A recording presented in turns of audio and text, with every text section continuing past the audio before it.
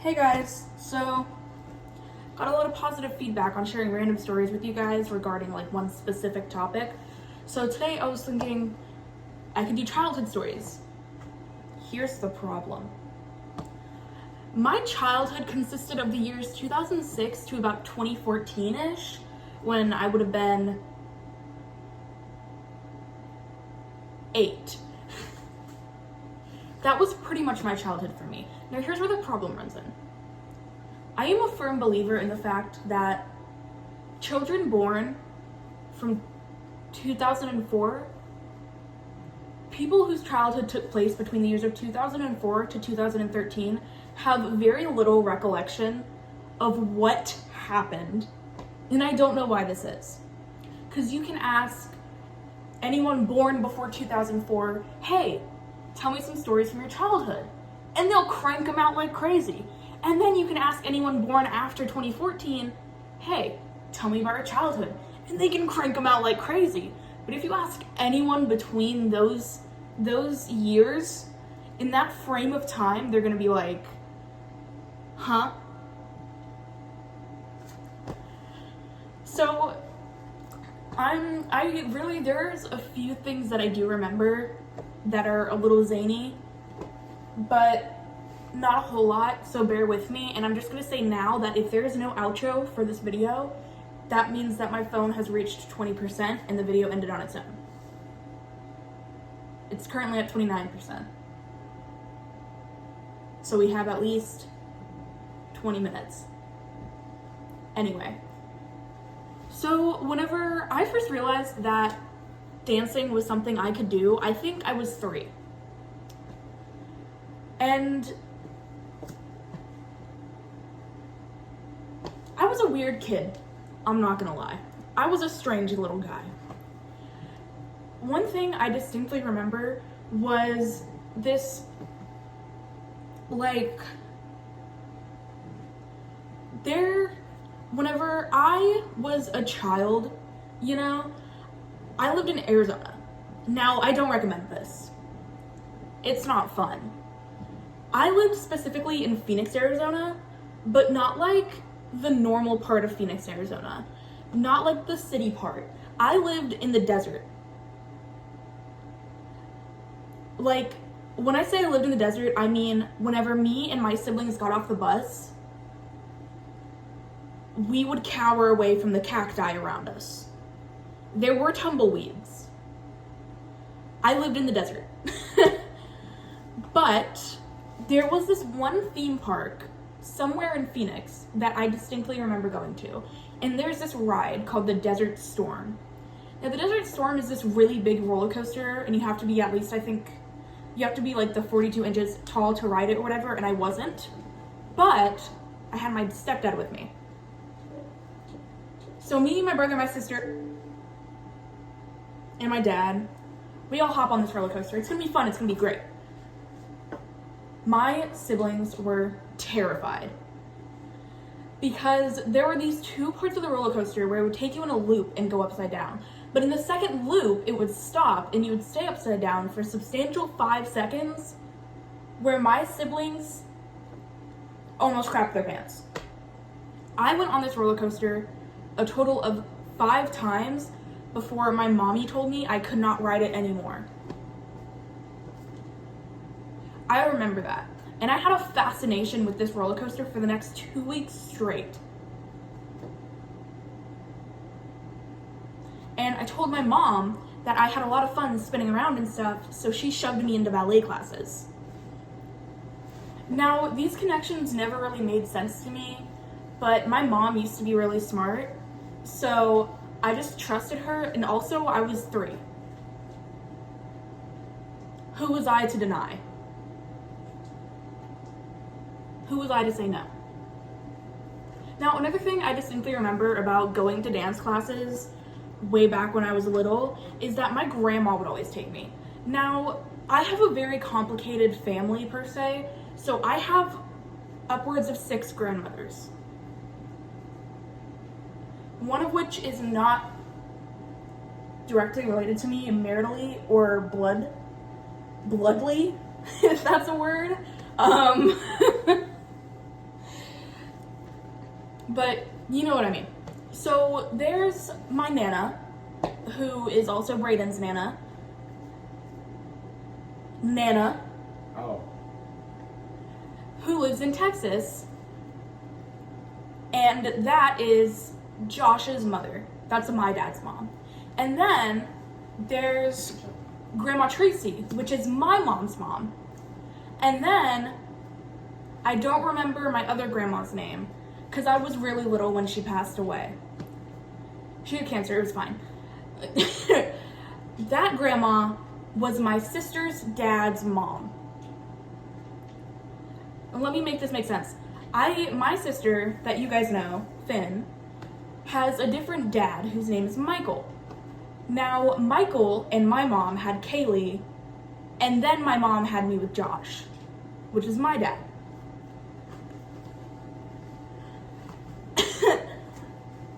So then there's that grandma, and then there's my mom's dad, his wife,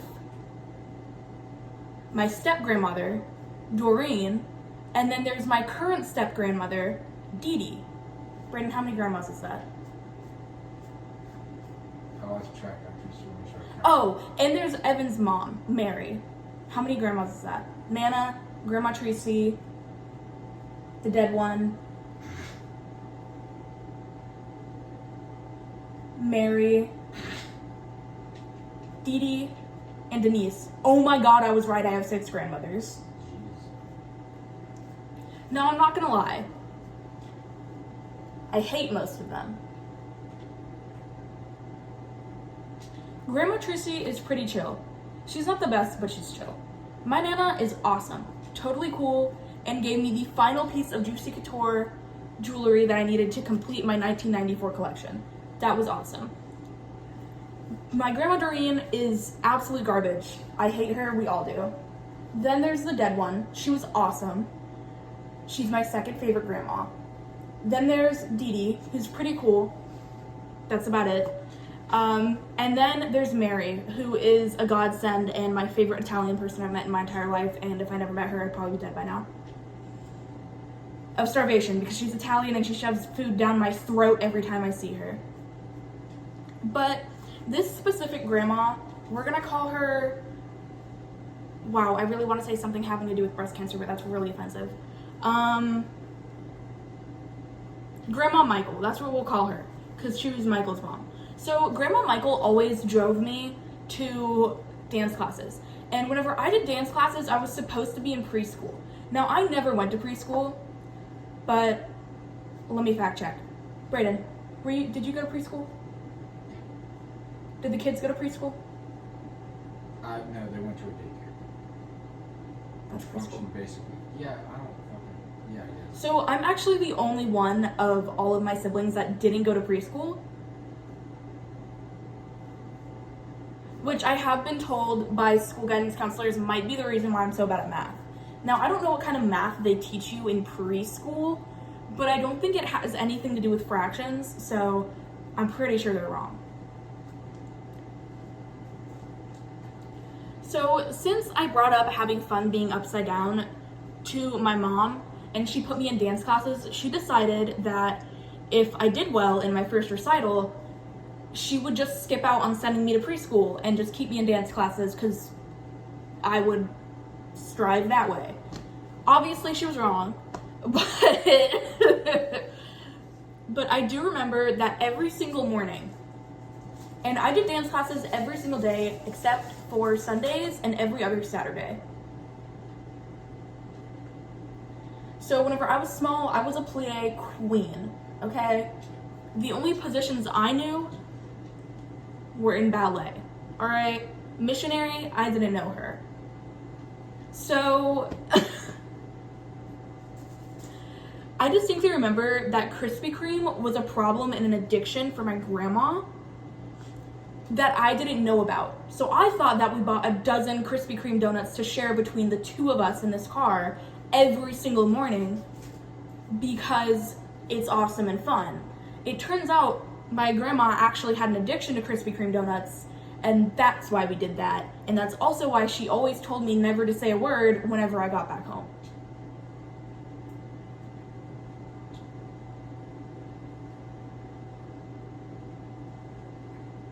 Now, my therapist tells me that that could be a root of a binge eating problem that I have, but I also don't believe her.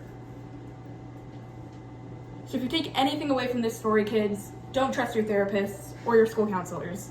They're wrong. You're right.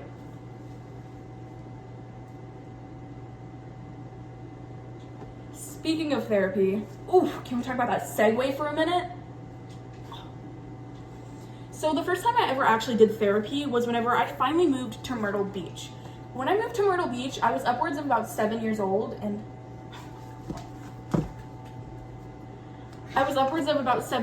so this is kind of the cutoff point for me personally, whenever I was a kid. I still did dance classes and all that, but there was one fundamental difference. I was now in therapy.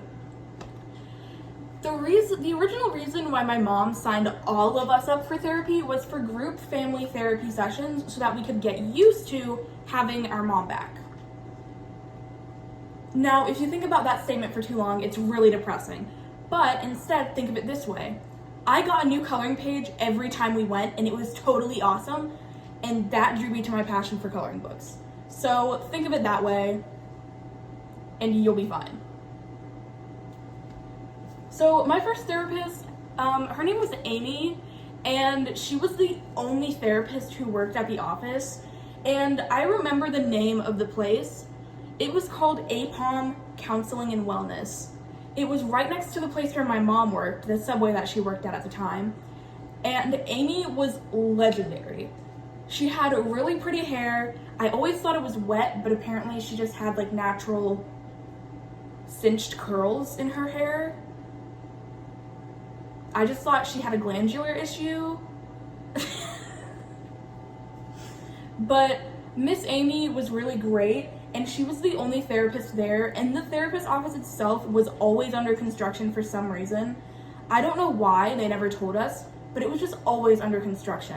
And whenever we got there, we would have to wait like 30 minutes upwards to an hour for her to be ready to see us. And I just want to say it now, she had one other client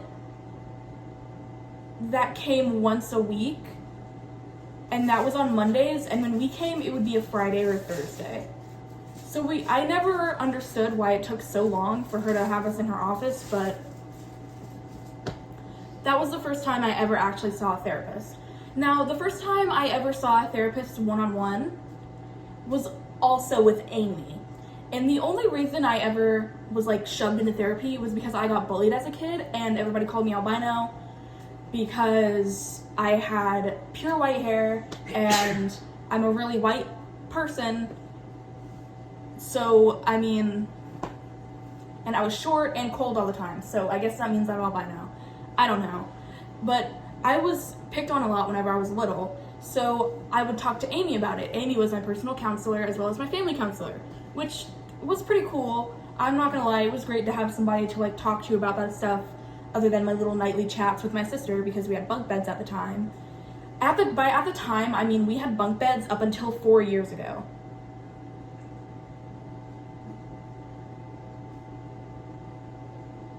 If you think about that, me and my sister spent most of our lives in bunk beds.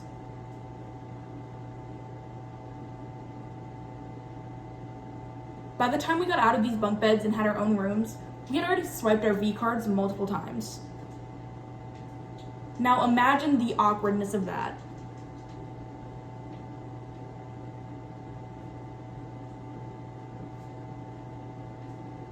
It was pretty cool having somebody else to talk to other than my sister or my Christina about all the stuff that would happen in my like day-to-day life, especially regarding like going to school. But I hated Amy whenever I talked to her one-on-one because she would always try to solve my problems, and I hated that about her. Now, I don't remember why I was such a vindictive child when it came to like plausible solutions to my issues, but I was not having it. Anytime I got into an argument or my anger issues would bubble over and somebody tried to be rational with me, I would threaten to end their lives or eat their future children. I already said it. I just claimed that I was a weird kid. And I personally think that I handled my personal life pretty well, given what would happen in school and at home with my zany mother, for lack of a kinder word, and the jerks that I went to school with. I never actually hit anyone on school property. So, if you ask me, I was a pretty well-behaved kid. Except for all the times that I got suspended. But other than that, I was a pretty good kid. Other than all the times I got written up, I was a pretty good kid. Now, whenever I say I was a pretty good kid, I mean that I was okay and smart enough, and I didn't say curse words until I was in the 4th grade. So if you ask me, I was a good kid. Now, my sister growing up was actually like the golden child, and I don't resent her for that, and I never have. I do know somebody who does bear a little bit of ill will towards my sister for it, who I'm not going to say the name of just because it's like a family matter.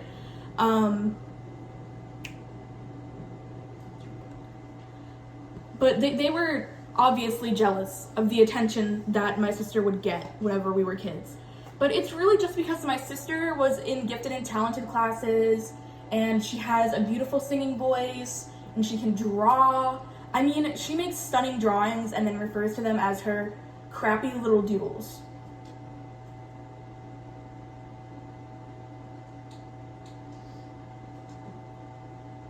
Oh my god, a roach just crawled across my phone!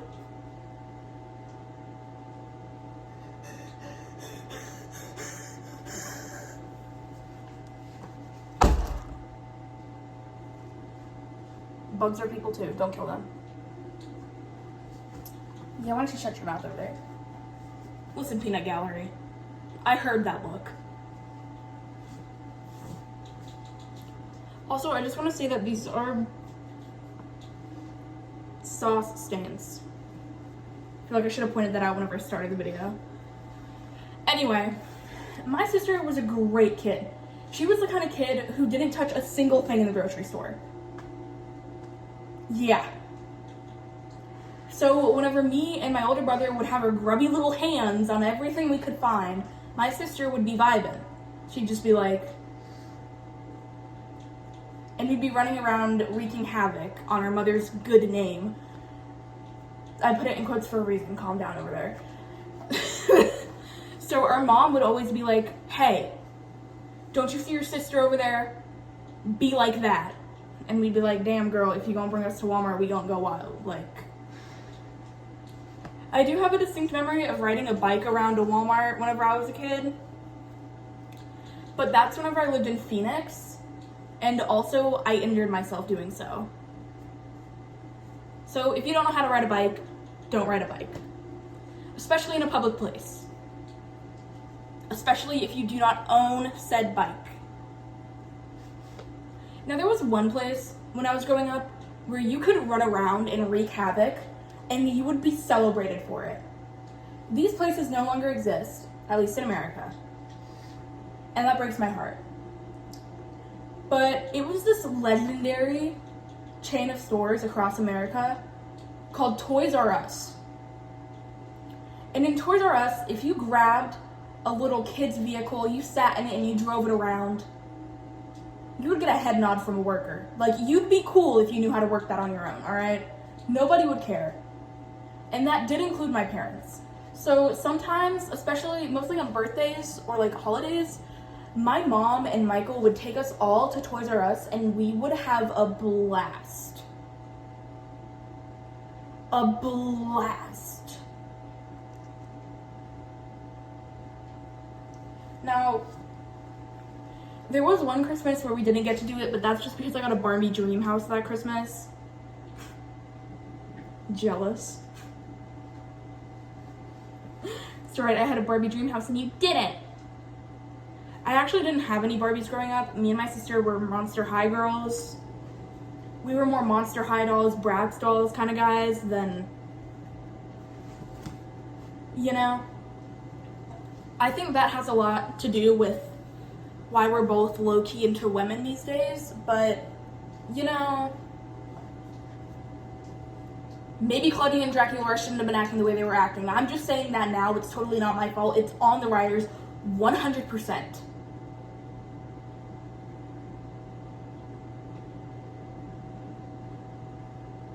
I'm just saying. And I'm sorry. But Friday Night Frights is the most homosexual LGBTQIA plus community movie I've seen in my entire life.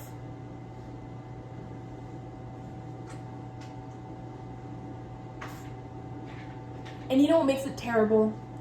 That I watched Friday Night Frights with my 7-year-old little sister. Proceeded to send a text message joke to my sister about them being into each other, and then my sister looked me dead in the eyes and said, "Honestly, I think you're right." And I used the L word, and I pointed to it on my phone, and I said, "You know what this means?" And she looks at me and she goes, "It means that you like other girls too, right?" And I was like, "Yeah, as friends." And she was like, "No, it means that you like them like you want to marry them."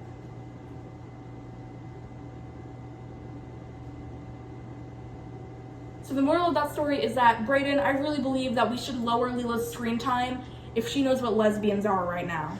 Okay.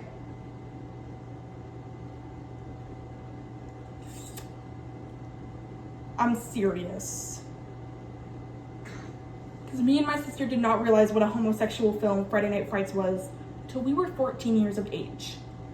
She is 1 year over half that, I think. That math did not add up at all.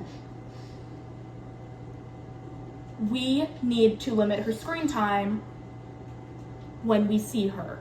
Why do you feel like Lila? Don't tell me. Lila is my little sister, who I cannot wait for you guys to meet, because good lord, can you say carbon copy?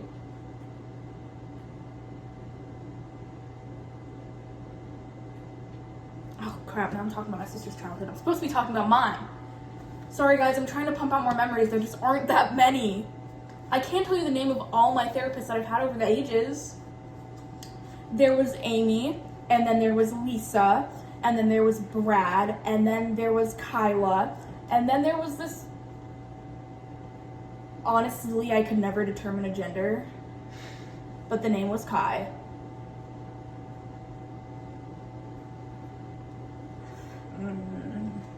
I don't...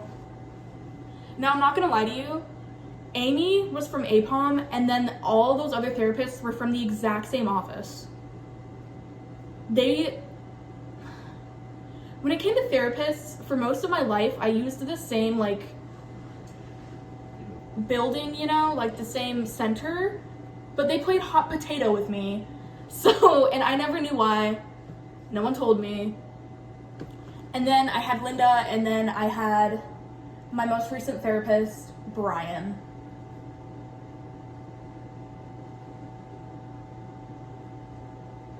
Brian is a great guy, and I made fun of him a lot. I'm not gonna lie. But I was in therapy pretty much my whole life up until I moved. And the only problems I ever had, or like when I would miss appointments, was because of insurance issues. But I tell you, my mom made sure I made it to these appointments. She would slowly and discreetly get me therapists with offices closer and closer to our house until it became walking distance, which is whenever I started seeing Linda. Until it became walking distance from my house and my school. And that's when I started seeing Linda. And then she would switch my therapist whenever the timing wasn't right. So whenever I started falling behind in a class, she would blame it on my therapy appointments and the timing of them. So like if they were at 11 and it was my second period and I had math, I was failing math because I was focusing on mental health a little bit too much. So she would switch my therapist and then switch the time. Now, I don't remember the last time that my mom made a therapy appointment for me. I think that I've been doing it for the past 3, maybe 4 years. I'm pretty sure I've been doing it since we got the house, so probably 4 years.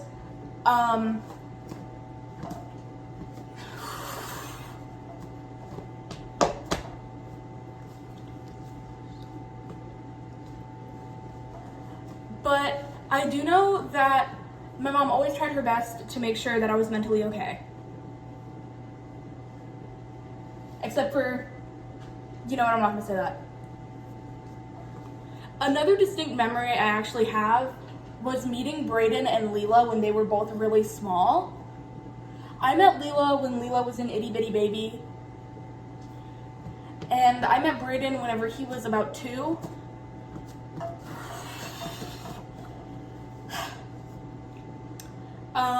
I always thought Brayden was a weirdo. Whenever I met him, he was small, so you know how babies like suck on their thumbs? Brayden would suck on his entire hand. The whole thing. So, and honestly, that was weird to me. Sorry, man.